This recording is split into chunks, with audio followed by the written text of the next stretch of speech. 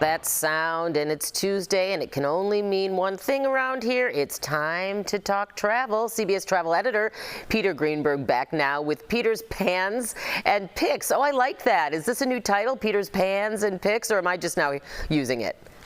I think we've been doing it for a while, but that's okay. Oh, good. All right. Well, I don't know. Maybe I'm late to the party on this one. So good morning, Peter. Now, we've spent a lot of time asking you about that infamous blowout aboard a Boeing 737 MAX. Now we may finally be getting some closure. The FAA wants Boeing to pay $3.1 million in fines, but could Boeing be getting off a little easy here?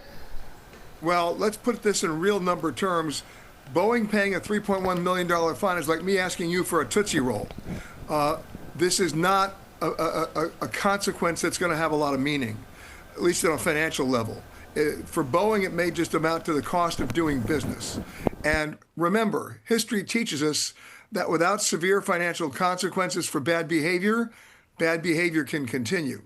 The other thing you need to know, and we did this as a story a few years ago for CBS News, historically, when the FAA announces a proposed fine against an airline or a manufacturer or an operator, 9 times out of 10, that total amount of the fine that they announce gets mitigated down and negotiated down. Once again, it becomes almost meaningless. We have to reassess this.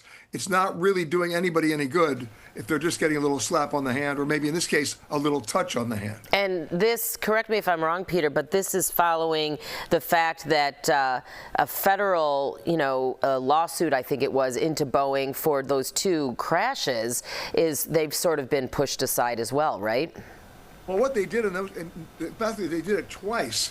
They were about to go to trial. Then the government made a deal with Boeing, saying that instead of going to criminal trial, which, by the way, the evidence strongly suggested the government had a winnable case for criminal prosecution, that they would allow Boeing to pay a substantial fine, and then on the condition that Boeing wouldn't repeat the behavior again.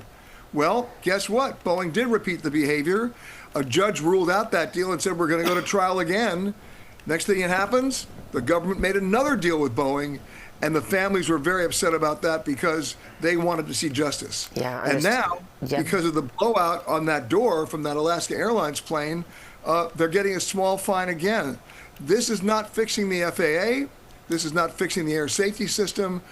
In my opinion, and yes, this is my opinion, but it's based on 40 years of investigation, we have a lot more work to do before Boeing gets back in line in the way that it benefits everyone. Yeah, and we talked to you for your opinion, Peter. Let's switch to Southwest Airlines now. It's adding new restrictions to people flying with a wheelchair. Now you have to take out all your batteries and carry them with you. They say it's all to prevent fires from breaking out mid-flight from those lithium-ion batteries. Do you hear about this happening very often? Are wheelchairs or motorized scooters really that big of a risk?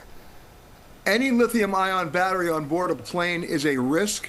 We've had more than one. We've had dozens of incidents on board airplanes of every kind of aircraft where these batteries can explode and cause a fire, forcing the plane to immediately divert. And thankfully, we haven't had a loss of life because of it, but it is a serious problem. So anytime there's a battery involved, Southwest Airlines is one of those airlines that says if you bring on a battery pack on the plane, they want to see it. Yeah. They want it to be visible at all times. You can't put it in the overhead compartment. You can't put it in the seat in front of you, just in case it does catch fire. And now they're applying that to wheelchairs as well because of the batteries. It's not about wheelchairs. It's about the batteries. Yeah, well, the old cliche, better safe than sorry, is a cliche for a reason. Peter Greenberg, as always, thank you so much for joining us this morning. We hope to talk to you again next week.